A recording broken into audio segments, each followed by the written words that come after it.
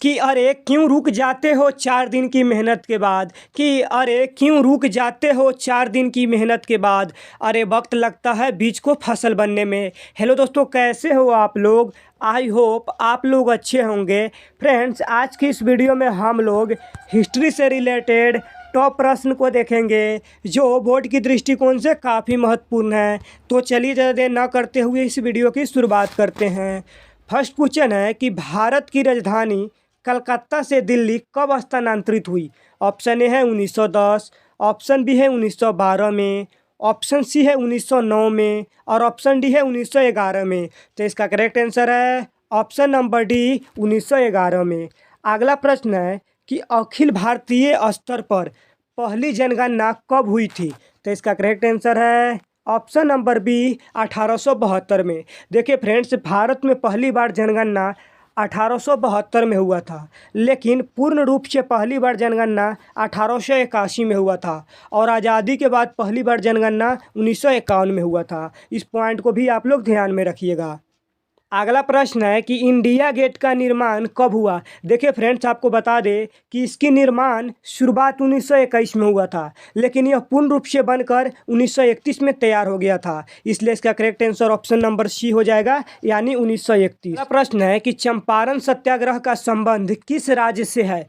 तो इसका correct answer है ऑप्शन नंबर ए बिहार। आपको बता दें कि चंपारण के किसानों को नील की खेती करनी पड़ती थी, जिन्हें करना काफ़ी कठिन था। यहाँ के किसानों को 3/20 भाग पर नील की खेती करनी होती थी। देखिए फ्रेंड्स, 3/20 भाग का मतलब होता है यदि आपके पास 20% भूमि है तो उसमें 17% भूमि पर नील की खेती करनी होती थी और 3% भूमि पर ही अदर चीज़ की खेती करनी पड़ती थी, जिन्हें करना काफ़ी कठिन था। अगला प्रश्न है कि दिल्ली चलो का नारा किसने दिया? तो इसका करेक्ट आंसर है option number A Subhash Chandra Bose. देखिए फ्रेंड्स, आपको बता दें कि गांधी जी के राजनीतिक गुरु का नाम गोपाल कृष्ण गोखले थे। आप लोग इस पॉइंट को भी ध्यान में रखिएगा। नेक्स्ट प्रश्न है कि 1942 में कौन सा आंदोलन हुआ था?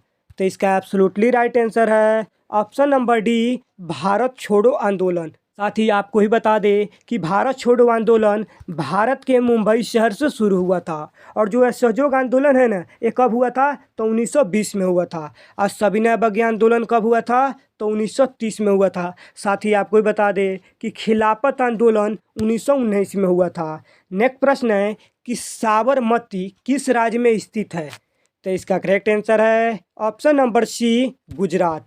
अगला प्रश्न है कि साइमन कमीशन कब भारत आया? तो इसका करेक्ट आंसर है ऑप्शन नंबर बी 1928 में। आपको बता दें कि साइमन कमीशन के संस्थापक सर जॉन साइमन थे।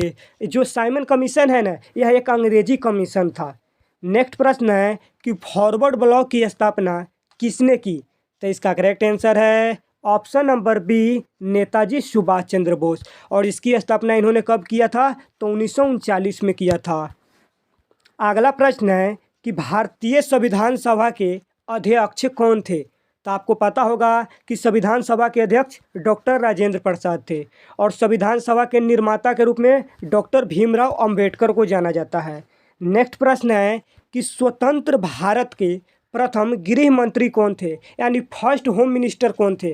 तो इसका करेक्ट आंसर है option number A Sardar Vallabh भाई पटेल को। आपको बता दें कि इन्हें लौह पुरुष के नाम से भी जाना जाता है। देखिए, इसे लौह पुरुष की संज्ञा इसलिए दी गई क्योंकि भारतीय एकीकरण में इन्होंने काफ़ी भूमिका निभाया था। अर्थात जब भारतीय राज्यों को एक जगह जोड़ा जा रहा था तो इन्होंने इसमें बहुत भूमिका निभाई थी, इसीलिए। अगला प्रश्न है कि स्वतंत्र भारत के प्रथम उपराष्ट्रपति कौन थे, यानी फर्स्ट वाइस प्रेसिडेंट कौन थे? तो इसका करेक्ट आंसर है option number C doctor S Radhakrishnan. साथ ही आपको ही बता दें कि भारत के प्रथम राष्ट्रपति डॉक्टर राजेंद्र प्रसाद थे। अगला प्रश्न है कि भारतीय राष्ट्रीय कांग्रेस की पहली महिला अध्यक्ष कौन थी? तो इसका एब्सोल्युटली राइट आंसर है option number A Annie Besant. आपको बता दें कि इन्होंने 1917 के कलकत्ता अधिवेशन में पहली बार कांग्रेस की महिला अध्यक्ष बनी थी। नेक्स्ट प्रश्न है कि व्यपगत के सिद्धांत का संबंध था? तो इसका करेक्ट आंसर है ऑप्शन नंबर बी डलहौजी से। देखिए फ्रेंड्स, व्यपगत के सिद्धांत का मतलब होता है यानी हड़प की नीति, यानी सरकार के द्वारा किसानों की जो भूमि को हड़प लिया जाता था उसी को हड़प नीति कहा जाता था। यह किनके द्वारा लागू किया गया था? तो लॉर्ड डलहौजी के द्वारा लागू किया गया था। अगला प्रश्न है कि लखनऊ से 1857 के विद्रोह का नेतृत्व किसने किया? तो इसका एब्सोल्युटली राइट आंसर है option number B, Begum Hazrat Mahal. आपको बता दें कि झांसी से 1857 का विद्रोह रानी लक्ष्मीबाई ने किया था और कुंवर सिंह है ना, इन्होंने जगदीशपुर से किए थे। आप लोग कमेंट करके ज़रूर बताइएगा कि नाना साहब 1857 का विद्रोह कहाँ से किए थे।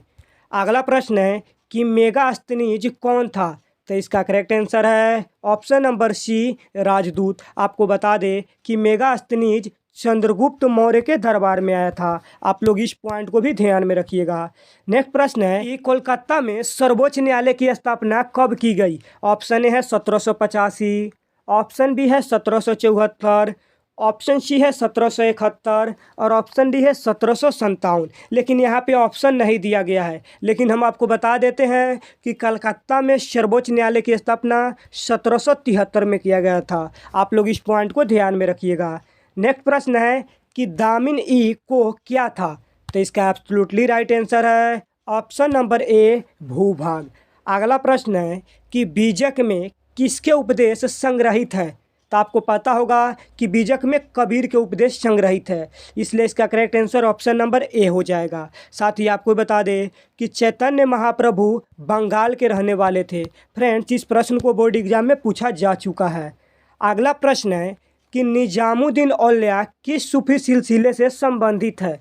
तो इसका करेक्ट आंसर है ऑप्शन नंबर ए, चिश्ती। साथ ही आपको बता दें कि इसकी दरगाह दिल्ली में स्थित है। अब चलिए अगले प्रश्न को देखते हैं। अगला प्रश्न है कि तंबाकू का सेवन किस मुगल सम्राट ने प्रतिबंधित किया? देखिए, आपको बता दें कि तंबाकू का सर्वप्रथम सेवक अकबर ने किया था, लेकिन इस पर प्रतिबंध जहांगीर ने लगाया था, इसलिए इसका correct answer option number A हो जाएगा। अगला प्रश्न है कि प्रसिद्ध विरूपाक्ष मंदिर कहाँ स्थित है? तो इसका एब्सोल्युटली राइट आंसर है ऑप्शन नंबर ए, हम्पी। अब चलिए अगले प्रश्न को देखते हैं। नेक्स्ट प्रश्न है कि गेटवे ऑफ इंडिया का निर्माण कब हुआ? तो इसका करेक्ट आंसर है ऑप्शन नंबर बी, 1911 में। साथ ही आपको भी बता दें कि गेटवे ऑफ इंडिया मुंबई में स्थित है। आप लोग सारे पॉइंट को ध्यान में रखिएगा। अगला प्रश्न है कि जलियांवाला बाग हत्याकांड कब हुआ? तो इसका करेक्ट आंसर है ऑप्शन नंबर ए, 13 अप्रैल 1919 को। देखिए, आपको बता दें कि जो ये है ना, ये पंजाब है, ठीक है। इसी के अंतर्गत आता है अमृतसर, और अमृतसर के ही अंतर्गत एक आता है जिसका नाम है जलियांवाला बाग, ठीक है। यहाँ पे हर साल मेला का आयोजन किया जाता था, जहाँ लाखों की भीड़ में लोग जुटते थे। लेकिन इन्हीं भीड़ में एक अंग्रेजी अधिकारी जिनका नाम था जनरल डायर, उन्होंने इन बेजुबान लोगों पर गोलियां चलवाने की आदेश दे दी, जिसमें हजारों लोग मारे गए और सैकड़ों लोग घायल हुए थे। इसी को जलियांवाला बाग हत्याकांड कहा जाता है। अगला प्रश्न है कि पाकिस्तान के प्रथम प्रधानमंत्री कौन थे? तो इसका करेक्ट आंसर है option number B, Liaquat Ali Khan. Next प्रश्न है कि अर्थशास्त्र के लेखक कौन हैं? तो इसका करेक्ट आंसर है ऑप्शन नंबर ए, कौटिल्य। साथ ही आपको भी बता दें कि कौटिल्य को चाणक्य के नाम से भी जाना जाता है। अगला प्रश्न है कि मनुस्मृति में कितने प्रकार के विवाह का उल्लेख किया गया है? तो इसका करेक्ट आंसर है ऑप्शन नंबर सी, 8। साथ ही आपको भी बता दें कि मनुस्मृति के रचयिता मनु थे। नेक्स्ट प्रश्न है कि महाभारत में कुल कितने पर्व है? तो इसका एब्सोल्युटली राइट आंसर है ऑप्शन नंबर डी, 18। साथ ही आपको बता दें कि महाभारत का युद्ध 18 दिनों तक चला था। नेक्स्ट प्रश्न है कि महाभारत में गंगा पुत्र के नाम से किसे जाना जाता है?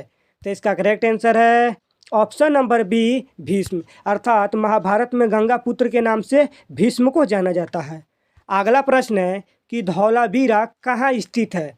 तो इसका करेक्ट आंसर है option number A, Gujarat. Friends, आज की इस वीडियो में हमने 71 से 100 क्वेश्चंस को देखे हैं। बस आज के लिए इतना ही। तब तक के लिए जय हिंद।